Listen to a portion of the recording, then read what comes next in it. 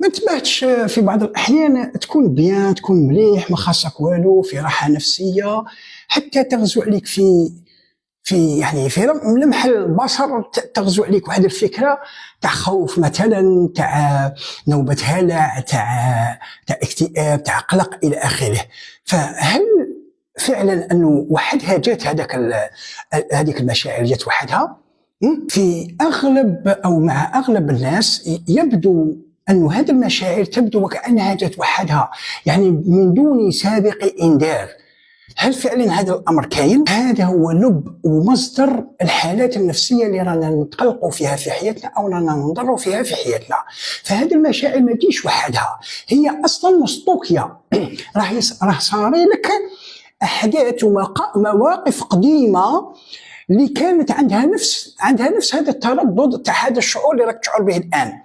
فهي ديجا راهي اصلا مستوكيه او راهي مخزنه في العقل الباطن. فبالتالي واش يصرى في انها ديكلونشي تلقائيا، ماشي لا اراديا، ماهوش لا ارادي، هي كاينه، هي موجوده اصلا هذيك التراكمات.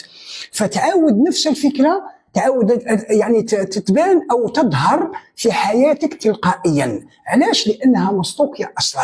اذا كيفاش ندير وكيفاش ما هو العمل على اني ما يوليش يجوني هذه المشاعر؟ هذه المشاعر مادام هم مستوكين يجوك، يعني بكل صراحه وللامانه. ولكن كاين في بعض الاحيان اني عندي حلين. الحل الاول هو اني ما نصدقش هذه الفكره. كلمه ما نصدقش هذه الفكره ماهوش معناها اني نقول بلي انا لا اصدق هذه الفكره، لا، باسكو راك تهضر عليها اصلا. لما تقول انا ما نصدقهاش يعني راك تدور في نفس يعني العجله او الدائره. ولكن ما نقدر اني ما نصدقش هذه الفكره هو اني نجيب البديل تاعها، نجيب فكره اخرى اللي تكون كونتر عليها، يعني ضدها او العكس تاعها تماما، ونبدا نصدق فيها شيئا فشيئا. ما صدقتهاش اليوم نصدقها غدا، ما صدقتهاش غدا نصدقها بعد غد، وهكذا وهكذا عن طريق التكرار تبدا تصدق في هذه الفكره.